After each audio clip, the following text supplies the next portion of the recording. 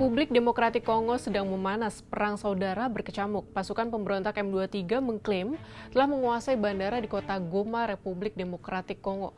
Ratusan korban pun berjatuhan. Pemerintah Republik Demokratik Kongo menyebut Rwanda terlibat dalam kericuhan ini dan meminta bantuan PBB untuk mengatasinya. Bagaimana ceritanya? Pasukan bersenjata M23 pimpinan suku Tutsi diketahui mendapatkan dukungan dari pasukan Rwanda. Kedua kelompok itu memasuki pusat Goma pada Minggu 26 Januari 2025 malam setelah bergerak maju selama berminggu-minggu melalui wilayah tersebut. Pemberontak M23 telah menguasai bandara pada Selasa. Adapun lebih dari 1.200 tentara Kongo telah menyerah dan dikurung di pangkalan bandara misi PBB di Kongo. Suasana begitu mencekam di Goma. Bom berjatuhan dan menewaskan orang di mana-mana. Mayat-mayat bergelimpangan di jalan. Kericuhan ini juga telah memicu krisis kemanusiaan yang semakin parah. Ratusan ribu orang terpaksa meninggalkan rumah mereka, terjadi kekurangan pangan yang serius, penjarahan bantuan, rumah sakit yang kewalahan, menampung pasien, dan potensi penyebaran penyakit.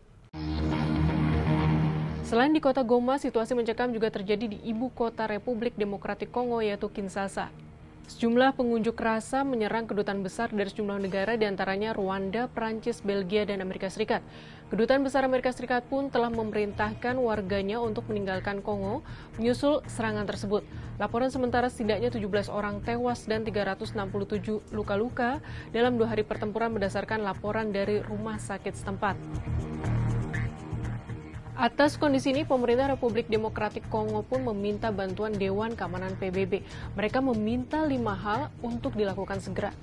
As I stated in the Security Council today, we demand 5 immediate actions, very actionable and very precise. Firstly, the unconditional withdrawal of Rwandan troops from sovereign Congolese territory.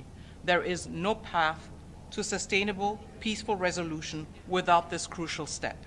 Secondly, it is imperative that the Council introduces sanctions targeting the command structure of the Rwandan Defense Forces to undermine its ability to wage war against the DRC and its people. Thirdly, the introduction of an embargo on Rwanda's illicit exploitation and exportation of mineral resources in the DRC will stem the financing of this aggression. Fourthly, we are calling for the suspension of Rwanda as a contributor of troops to UN peacekeeping missions.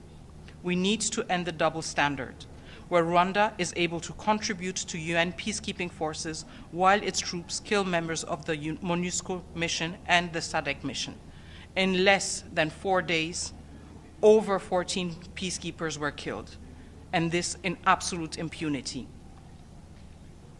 Finally, there must be total transparency in arms transfers to Rwanda in order to stem its ability to stoke further violence.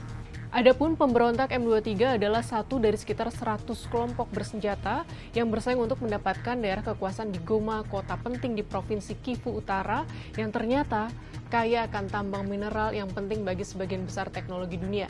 Dunia pun berharap situasi ricu dan krisis kemanusiaan di Republik Demokratik Kongo semoga dapat segera teratasi.